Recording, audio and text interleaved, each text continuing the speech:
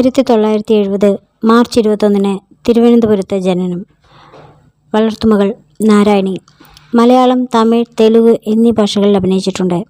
മലയാളികൾക്ക് മറക്കാനാവാത്ത നിരവധി കഥാപാത്രങ്ങൾ ശോഭന നമുക്ക് സമ്മാനിച്ചിട്ടുണ്ട്. ഇക്കാലവും നാം ഓർക്കുന്ന ഒരു ശോഭന ചിത്രമാണ് മണിച്ചിത്രത്താഴ്. ആ സിനിമയിലെ ഓരോ ഡയലോഗുകളും ഇപ്പോഴും നാം ഓർക്കുന്നു. ശോഭന വിവാഹിതയല്ല.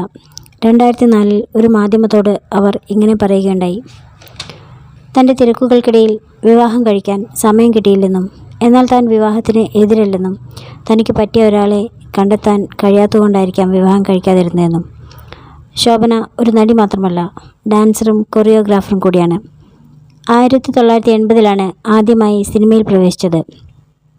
2006 പത്മശ്രീ, 2011 കലൈലാമണി, 2025 പത്മഭൂഷൺ എന്നീ അവാർഡുകൾ നേടിയിട്ടുണ്ട്.